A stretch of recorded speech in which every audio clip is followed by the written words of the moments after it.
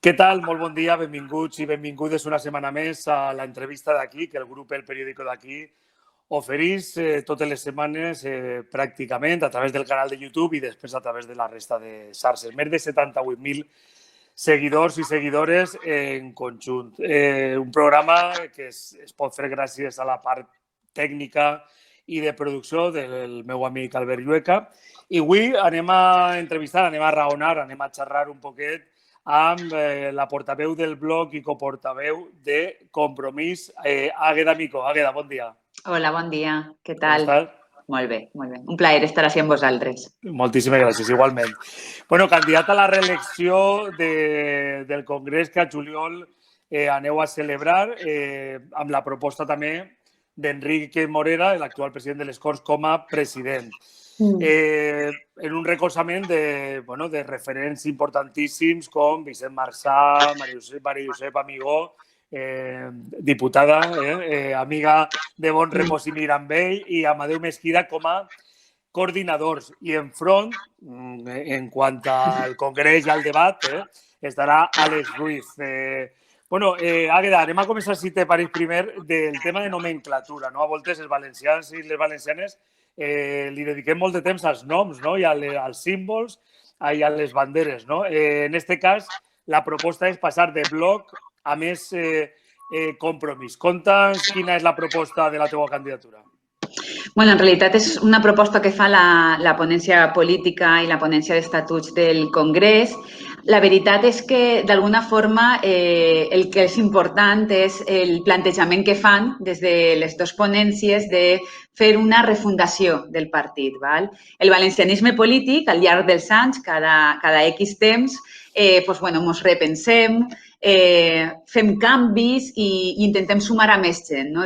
Forma part també un poc del nostre ADN, ho hem fet tradicionalment, i pensem que aquest és un bon moment per a repensar-se i perquè al final els partits polítics hem de ser eines, instruments a favor de la majoria social, i nosaltres pensem que després de la crisi que hem patit, la pandèmia ha fet que ens replantegem moltes coses, tenim damunt la taula moltes emergències i d'alguna forma pensem que el valencianisme polític que nosaltres representem és el fil que ha de cosir totes les lluites socials que tenim en aquests moments per a que els drets de la majoria estiguen per damunt dels privilegis d'uns pocs. Nosaltres pensem que des de la sobirania i la construcció nacional i popular del País Valencià podem aconseguir millorar la qualitat de vida de la gent i empoderar a la majoria social. I aquest és un poc el nostre objectiu, no? I volem fer-ho des del feminisme, des de l'ecologisme, des de la vertebració del territori i des de les polítiques socials i polítiques d'esquerres. Per això, clar, tot i aquest replantejament, si ve acompanyat d'un canvi de nom, té més sentit, perquè al final quan t'actualitzes, quan te refundes, no? Normalment el que fas és també ficar damunt la taula un canvi de nom. Per tant, la proposta que n'hi ha en aquests moments, que va ser la més votada en un referèndum que va haver precongrés, és el nom de Més Compromís, que jo penso que pot aportar aquest esperit de suma al que volem aportar en el nostre partit i, en tot cas, els dies 26 i 27 de juny, la nostra militància votarà i decidirem conjuntament quin és el nom que volem tindre. No? Però el que sí que volia deixar clar és que el canvi de nom és simplement una conseqüència d'aquesta refundació i aquesta actualització del projecte polític que fiquem damunt la taula. Suposaria, Pedro, no sé si és... Pots apagar el micro, Àgueda? El teu micro, a veure. Un segon, a veure. Ara sí? Vale, sí. Quan parle jo apaga el micro perquè s'acopla. Això vol dir, Pedro, el nom, l'últim nom més tradicional que era el bloc i nacionalista, no? Més Compromís. També volia preguntar-te en què vol convertir-se Compromís. Va ser una federació? Com van ser les relacions? Què va ser el partit o la coalició resultant a partir també del vostre congrés? Val. Nosaltres sempre hem volgut que Compromís siga un únic partit, és el que tradicionalment hem ficat damunt la taula des que estem junts, des de fa més de 10 anys que compartim coalició, però és veritat que al final també per a que les coses funcionen hem d'estar tots i totes en sintonia i aleshores doncs els nostres socis sembla que se troben més còmodes en la configuració de la nostra coalició com una federació de partits i pensem que és una bona forma de continuar avançant junts. Jo crec que Compromís és un projecte que és molt útil als valencians i a les valencianes. Clar, de fet, nosaltres, la gent del Bloc Nacionalista Valencià, des de l'any 2007, que no ens presentem a les eleccions com a bloc, sinó que primer ens vam presentar com a Compromís pel País Valencià, amb aquesta coalició que vam fer amb Esquerra Unida en l'any 2007 i a partir de l'any 2011 ens hem presentat ja com a coalició Compromís.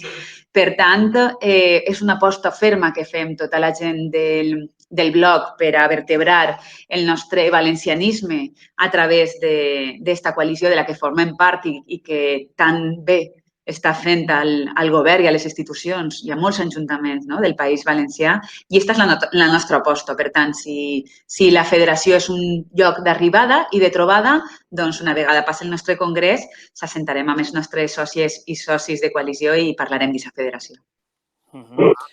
Apaga el micro. És que s'acopla.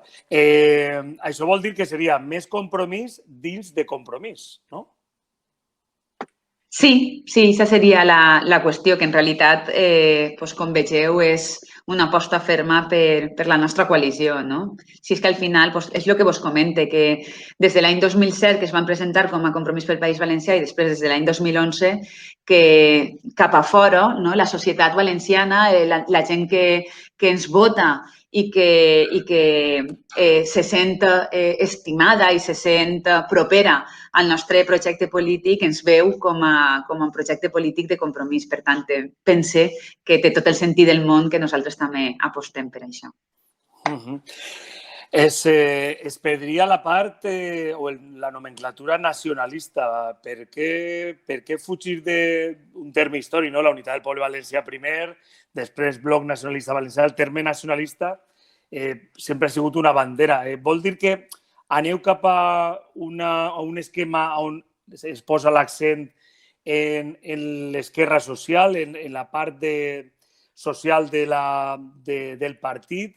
¿No sería un poco de confusión o aproximarse a lo que significa Iniciativa del País Valencià, Unides Podem i no sé si més país, després de l'èxit a Madrid, podria acabar per així o seríeu més Compromís o compromisos aliats a la Comunitat Valenciana de més país? No seria un poquet semblar-se o ideològicament anar cap a Iniciativa o cap a lo que representa Podem? No, te conté. A veure, primer, clar, la qüestió respecte al nom, en l'article 1 dels nostres estatuts posa que nosaltres som l'opció nacionalista del País Valencià, que som un partit nacionalista valencià. Per tant, no es tracta de renunciar a res. De fet, si estiguérem parlant d'això, hauríem de pensar que des de l'any 2011 que no utilitzem la paraula bloc cap a fora. Per tant, és el que jo te comentava abans, que la societat ja ens percep com a la gent valencianista, la gent de compromís. Jo crec que això és important que ho fiquem en compte perquè no es tracta en cap cas de fer cap renúncia, tot al contrari. Es tracta d'aprofundir en allò que portem molt de temps ja fent. I una cosa clau que hem treballat en la ponència política és el concepte de sobirania. Per a nosaltres és molt important entendre que la construcció nacional i popular del nostre país, l'empoderament de la societat valenciana, que és el que nosaltres volem fer, és un eix central. Nosaltres som un partit polític, el valencianisme, la defensa de l'autogovern, la defensa del finançament just, per a nosaltres és central i a partir d'aquestes qüestions que marquen la nostra essència com a projecte polític hem de cosir totes les lluites socials que en aquests moments trobem en l'actualitat. I, a més, és el que comentava abans, que la crisi pandèmica ha ficat damunt de la taula totes les emergències que n'hi ha, emergències que el valencianisme té que donar resposta, una resposta transversal, una resposta holística, vull dir que siga capaç de sumar totes aquestes lluites perquè nosaltres, quan estem als governs de les nostres ciutats i dels nostres pobles i ara que estem també al govern de la Generalitat, tenim un desenvolupament polític, una acció política que és molt transversal. Nosaltres tenim capacitat de gestió en qüestions de llengua, en qüestions de cultura, però també en qüestions d'educació, en qüestions de sanitat, en qüestions d'economia, i ho fem de forma transversal. Per tant, és important que la gent veja que el valencianisme és un projecte polític que pot donar solució a qualsevol dels seus problemes. Per això, en aquests moments, hem de parlar de la lluita feminista. No s'entén el valencianisme si no s'entén amb la defensa dels drets de la dona, amb la lluita per aconseguir els drets de la comunitat LGTBI, que és molt important també, i la igualtat de drets de tots i totes, però també amb la transició ecològica de l'economia, amb la recerca d'aquestes noves energies que es tenen que portar a fer una transició i a intentar acabar amb aquesta factura de la llum que ens supera cada dia, i tot això ho hem de fer apostant per comunitats energètiques locals, hem de fer defensant el nostre territori, hem de fer protegint el nostre paisatge, i tot això forma part de l'eix transversal del que és el valencianisme polític. Per tant, el que intentem és donar una solució global a totes les qüestions que en aquests moments tenim sobre la taula, i jo crec que és molt important que això ho fiquem en valor perquè tenim capacitat de treballar i tenim capacitat de governar i estem fent-ho bé. I no ho fem per a copiar el que està passant en altres llocs. És que el nostre projecte polític és estrictament valencianista i, a més, som l'única força política valencianista que n'hi ha al País Valencià, però també a l'estat espanyol. I nosaltres parlar de col·laboració, si vols, de cooperar amb altres forces d'altres territoris, ho fem tradicionalment, ho hem fet tradicionalment amb gent com Més Mallorca, en les Illes Balears, o com Nueva Canària, o com la gent de la Txà, també amb companys i companyes de l'Aliança Lliure Europea, com Esquerra Republicana o com el BNG. També hem col·laborat amb EQUO, en els que vam anar junts a les eleccions europees de l'any 2014, que vam aconseguir que Jordi Sebastià fos eurodiputat per primera vegada gràcies a aquest pacte que vam fer amb el Partit Verd. Per tant, nosaltres estem oberts i obertes des de la nostra sobirania, des de la nostra independència com a partit polític que té com a objectiu defensar els interessos dels valencians i les valencianes. Podem col·laborar amb altres forces, però sempre tenint en compte que nosaltres estem ací per la nostra gent, per la gent del País Valencià.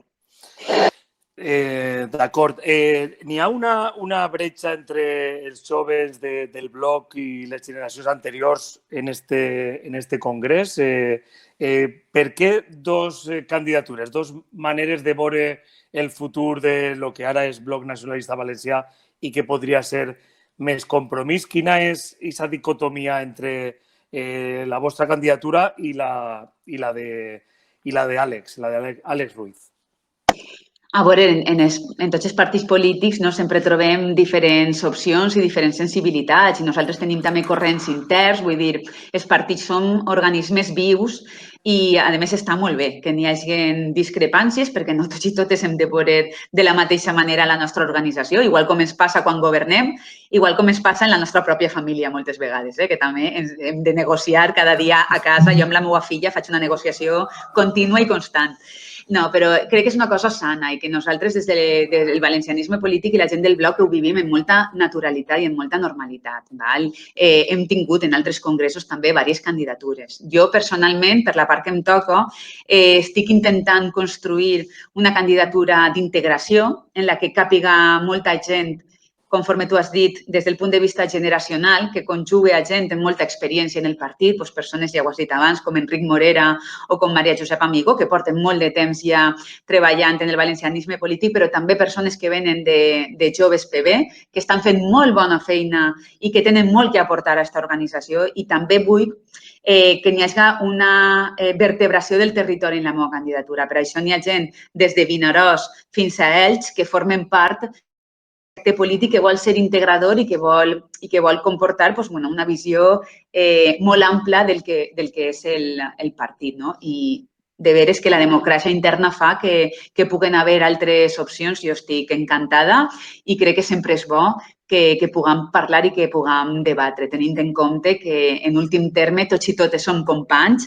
i justament per la cultura política que tenim la gent del bloc, tenim moltíssima capacitat de treball conjunt, ens respectem moltíssim i acabe com acabe el Congrés, de segur que serà beneficiós i bo per al conjunt de la militància. Compromís actualment és la tercera força política a la Comunitat Valenciana, té representació a la Diputació de València, on cogoverna amb el Partit Socialista, alcaldies molt importants, forma govern especialment amb el Partit Socialista en molts ajuntaments botànics de la Comunitat Valenciana, i n'hi ha ara canvis de governs en algunes localitats, de PSOE passa a Compromís, en alguns casos de Compromís a PSOE.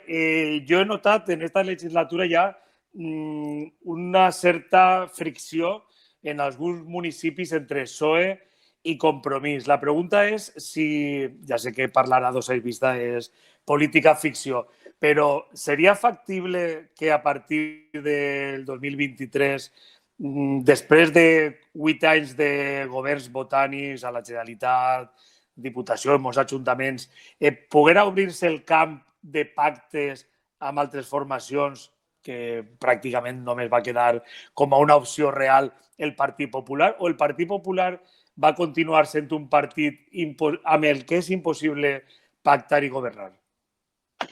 És que no és una qüestió de partits, és una qüestió de concepció política i de polítiques. El Partit Popular és un partit que fa polítiques neoliberals, que fa polítiques que el que volen és salvaguardar els privilegis d'uns pocs en contra dels drets de la majoria, que volen privatitzar l'educació i la sanitat pública, que per a nosaltres és tan essencial. Per tant, no és una qüestió de partits, és una qüestió programàtica.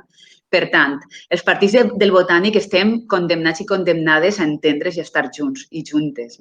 Evidentment, els governs de coalició no són fàcils perquè estar en coalició implica que tens que estar contínuament negociant, que tens que pactar, que no sempre vas a poder fer allò que vols, però és veritat també que jo crec que estem demostrant que la forma de funcionar del govern del Botànic, i ja portem, esta és la segona legislatura ja, està funcionant i funcionant molt bé, perquè tenim una altura de mires enorme. I això no està passant en altres governs de coalició, no vos tinc que contar el que hem viscut fa poc, el terratrèmol que vam viure en Múrcia o en Madrid, o el que està passant a Andalusia, on hi ha governs de coalició de dretes que no són capaços d'arribar a acords, de respectar-se i de poder treballar junts. Jo crec que nosaltres estem demostrant que la qualitat de la democràcia passa per saber pactar, saber negociar i saber prioritzar, perquè és que per damunt dels interessos dels partits estan els interessos de la majoria de la societat.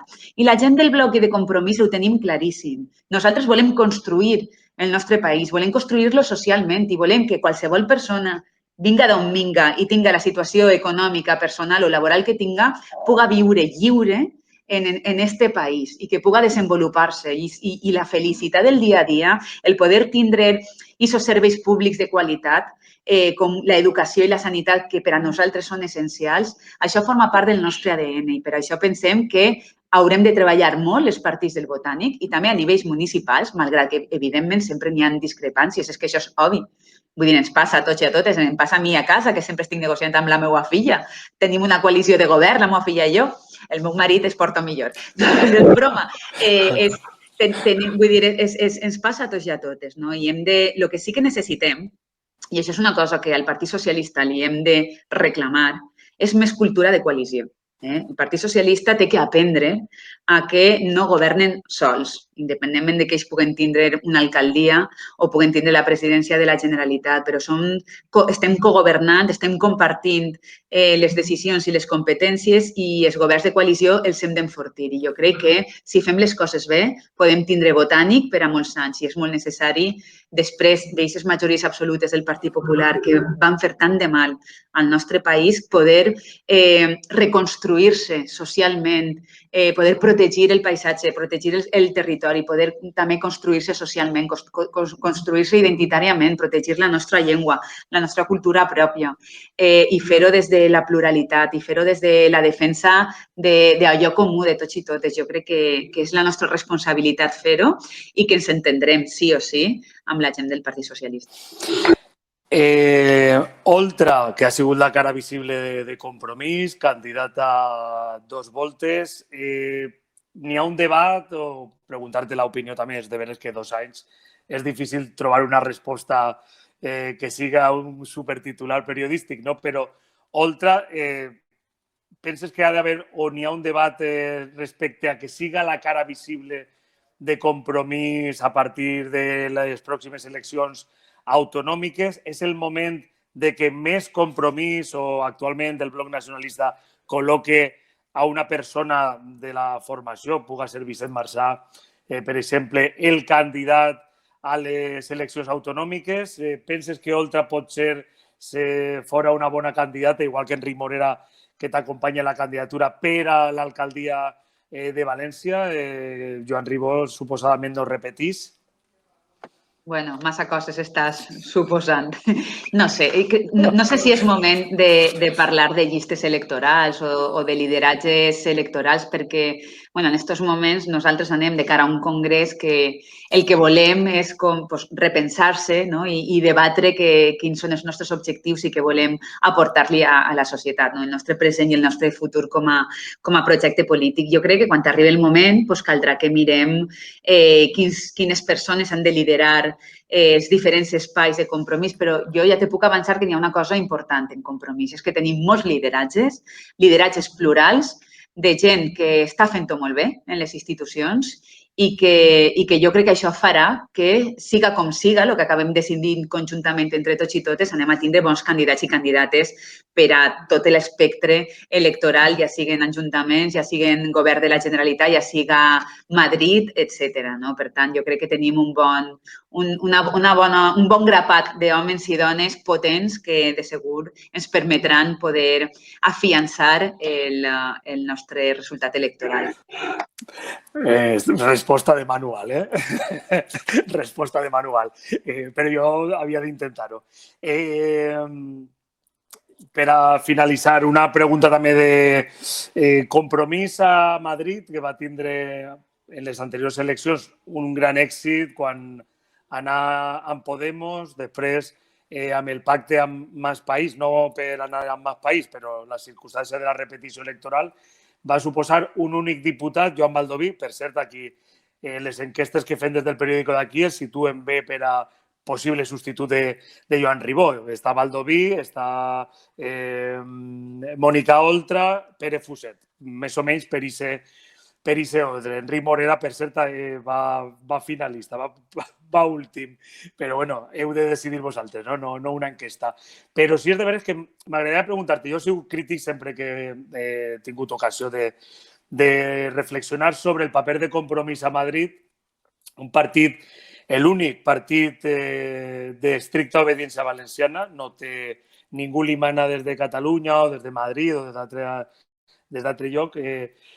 No obstant, bueno, Joan Baldoví, que està molt ben valorat, té un gran discurs, és un gran orador, però, sin embargo, no s'ha traduït en un finançament, no s'ha aconseguit arrastrar al Partit Socialista cap al finançament que tots voldríem, o com a mínim els que som autonomistes i reivindiquem la dignitat del nostre poble, però no s'ha notat aquest poder valencià i m'agradaria saber què falla per a que Compromís tinga influència a Madrid. Quan tenia 4 o 5 diputats amb Podemos, no va impulsar, pactar amb Pedro Sánchez i sa moció de censura i no se va obtindre pràcticament res, o com a mínim el model de finançament, que és bàsic, i ara en un diputat tampoc té una gran influència, més enllà de que, amb tot el respecte, ho dic, que és un gran parlamentari.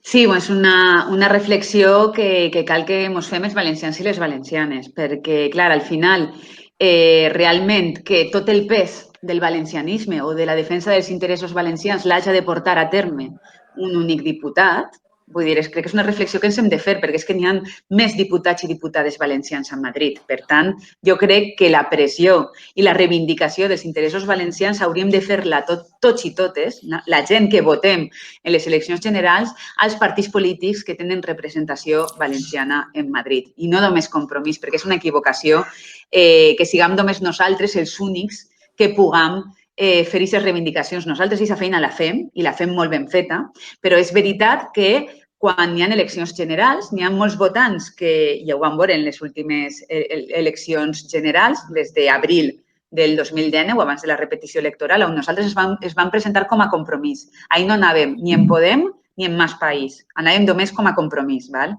En abril del 2019. En aquestes eleccions, que van ser, recordeu, el mateix dia que les eleccions valencianes, el mateix dia van votar al País Valencià i van votar a les Corts Generals, bueno, doncs aquest dia Compromís van treure 3 vegades més suport a nivell de País Valencià que a nivell de l'Estat. Per tant, això què vol dir? Que n'hi havia vots nostres que confien en Compromís per a governar este país, però que en Madrid preferien votar al Partit Socialista o a Unides Podem.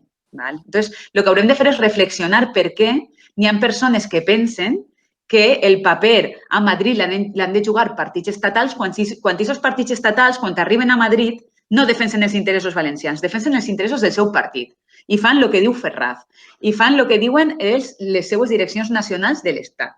Aleshores, jo crec que aquesta reflexió ens l'hem de fer tots i totes. Vull dir, ja no és només una qüestió de compromís, és una qüestió de que la societat valenciana realment haurem de veure si volem tindre un partit valencianista fort en el Congrés de Diputats per a fer més pressió. I això és el que nosaltres també hem de fer més pedagogia per a que la gent ho entenga. Perquè, malgrat que tinguem un diputat més, fent nosaltres més polseguera i tenim més ressò i fem més pressió per aconseguir un finançament just i per aconseguir que els valencians i les valencianes estiguen ben representats que tota la resta de partits polítics junts. I això és el que no pot ser. Per tant, jo crec que aquesta pressió que patim Compromís i que patim els partits polítics l'hem de fer tots i totes també per a que la gent del Partit Socialista, d'Unides Podem, del Partit Popular i de Ciudadanos, que són valencians i valencianes que tenen escons en Madrid, defensen els interessos valencians de la mateixa manera que es defensa Compromís, perquè no és el mateix que ho faig a 1 que 32. No és el mateix. Per tant, aquesta responsabilitat l'hem de compartir i aquesta feina també la gent de Compromís l'hem de fer, ja l'estem fent, per a conscienciar a la gent de la importància de que se defensen els interessos valencians en Madrid i que no tot el pes tinga que recaure en un únic diputat. En tenim 32. Bueno, un exemple és el model de finançament, però tenim el dret civil valencià, on a la comunitat valenciana majoritàriament, per amplíssima majoria de les Corts, diputacions i la immensa majoria d'ajuntaments han votat a favor de la reintegració del dret civil i després a Madrid ningú partit dels que han votat a favor així volen tocar la Constitució, que és una cosa mínima i que no implica obrir el meló de la Constitució. Jo només dir-te una cosa, perquè jo sé, com públicament ho he dit, no m'he d'amagar, aunque alguns companys i companyes teus en seguida fan creu roja per fer una crítica, he de dir-ho, no? Alguns companys teus i companyes són molt sectaris en aquest sentit, no accepten una crítica i normalment són constructives, perquè jo crec que quan vareu tindre aquest èxit de 4 o 5 diputats en l'època que anàveu amb Podemos, ahir, des del meu punt de vista, se va perdre una oportunitat d'imposar a Pedro Sánchez en aquesta moció, traure exactament algun compromís real cap a la comunitat valenciana. Entonces, jo crec que després la gent, part de la gent que va confiar en aquest gran èxit electoral, pues després va dir, pues bueno, a Compromís un diputat i va bé. No? Jo crec que quan se té una força que és definitiva o en un moment històric en 4 diputats eren molts diputats en un moment de fragmentació de vot, s'ha de fer valdre, ja sé que igual no la compartiu, des del punt de vista econòmic, de dir ara és el moment de fer aquesta inversió o el model de finançament. Donem el vot a favor si sí o sí anem a canviar el model de finançament, perquè les oportunitats històriques canvien molt ràpidament i si no s'aprofiten, i bueno, jo crec que algo va tindre que veure en aquest sentit. I sempre diguem que efectivament Joan Baldoví jo crec que fa un treball extraordinari. Després farem alguna crítica sempre, però un treball extraordinari. Jo, si vols, te conteste. A més, me pareix una crítica molt constructiva, no n'hi ha cap problema. Però, clar, nosaltres en aquell moment, a més, jo vaig formar part de l'equip que vam intentar negociar una investidura del govern social, del govern de Pedro Sánchez després de les eleccions generals del 2015. Jo vaig estar en l'equip de persones de Compromís que vam estar negociant i en realitat és que el Partit Socialista en aquell moment no volia un govern de coalició amb Unides Podem, amb Compromís i amb altres forces de l'Estat. Ells volien un pacte amb Ciudadanos, que és el que van acabar intentant, perquè en aquell moment no n'hi havia una majoria clara ni per un costat ni per un altre, i al final Pedro Sánchez va intentar fer un pacte amb Ciudadanos, no va eixir, i recordeu que tot això va acabar votant, abstenint-se els diputats del Partit Socialista per a que Mariano Rajoy fora president després de la repetició electoral de l'any 2016. Per tant, en aquest moment Compromís no van tindre l'oportunitat de negociar amb el PSOE perquè el PSOE no va voler fer un govern de coalició amb nosaltres i amb Unides Podem i amb altres forces. Per tant, va governar Mariano Rajoy quan nosaltres teníem 4 diputats i diputades, estava el Partit Popular governant en minoria. Nosaltres vam fer tota la pressió que vam poder i, clar, quan va vindre el moment de la moció de censura, que és un poc el que tu dius, no? La moció de censura va vindre en un moment en què el Partit Popular havia estat condemnat per corrupció, recordem. És un moment en què ningú partit polític va negociar. Però per què? Perquè al final tots i totes vam entendre que era una qüestió de regeneració democràtica, de que era essencial provocar un canvi de govern en l'Estat per a que Mariano Rajoy i el seu partit, que havien estat condemnats per corrupció política, no continuaren en el govern de l'Estat. Per tant, però ni nosaltres, ni el Partit Nacionalista Basc, ni Esquerra Republicana, ni Junts per Catalunya, cap partit que en aquell moment estava en les Corts va negociar a través d'aquesta moció de censura. I després el que va passar també, jo crec que són les conjuntures del moment, perquè, clar, al final, Compromís, el Partit Socialista i Unides Podem, n'hi ha cert electorat que compartim. Val? Per tant, som companys de viatge, però al mateix temps també som competidors electorals. No?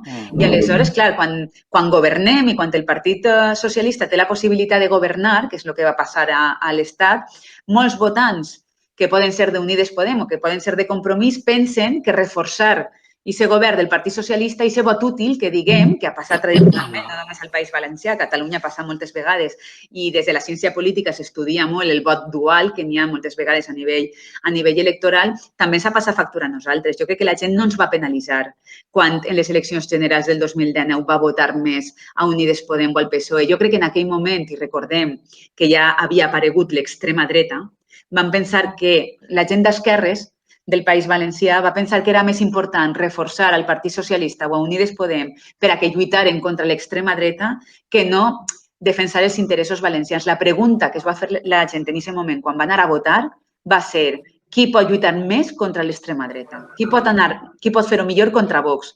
I la resposta que ells mateixos van donar no era Compromís, sinó el Partit Socialista o Unides Podem. En tot cas, si vols, a més, aquests temes m'interessen molt perquè a més soc politòloga de professió i m'interessa molt tota aquesta temàtica. Si vols, algun dia podem fer un especial de temes d'actualitat política i d'anàlisi del que ha passat aquests últims anys, perquè damunt hem vist com el bipartidisme ha perdut força, com tot això fa que el sistema de partits hagi canviat, com les relacions entre el govern i els parlaments són diferents. Mai s'havia aprovat una moció de censura, mai havíem tingut un govern de coalició en l'Estat. Vull dir, estan passant moltes coses noves que estan provocant canvis i que jo crec que són positius, perquè al final podem millorar en qualitat democràtica si n'hi ha més participació i si n'hi ha més diversitat. I el que li falta molt a l'estat espanyol és compartir més diversitat i tindre una visió més plurinacional del propi estat. Però este debat, de veres que, Pere, tindríem per un altre programa. Però és superinteressant tot el que has comentat. Sí. I t'agraïs moltíssim l'explicació perquè has estat dins i és de veres que no n'hi ha una veritat absoluta. Vull dir, al final són opinions o maneres de veure les coses, no? Però sí que al final sempre els interessos dels valencians, si te dones compte, primer per la moció de censura, perquè havíem de llevar, després perquè havíem de frenar a l'extrema dreta, si te dones compte, però no és una qüestió d'Agueda Micó ni de Compromís, és dels valencians i de les valencianes, que anteposem tantes coses i sempre som els últims, no? Però esto ja no és una crítica, perquè no és una crítica, seria una crítica a tot un poble, no? No és una crítica al Compromís, que jo entenc l'argumentari, a més t'ho agraïsc perquè no hi ha res millor que explicar-ho bé. Jo tinc una opinió, jo haguera anteposat el model de finançament a Pedro Sánchez i si no, no vote, però clar, és una opinió d'un humil periodista, no? I comprem perfectíssimament la teua explicació. Pues Águeda Mico, portaveu del bloc i coportaveu de Compromís, candidat a la reelecció, un plaer, da gust parlar amb gent amable, no sectària. Esto es una entrevista normal i, bueno, i espero que no siga la última i moltíssima sort. Moltes gràcies i a la vostra disposició per a parlar. És un plaer sempre poder compartir opinions i nosaltres estem per això també, evidentment, per a rebre crítiques. No faltava més, forma part de la nostra feina. Moltes gràcies. Gràcies a vosaltres. Adéu.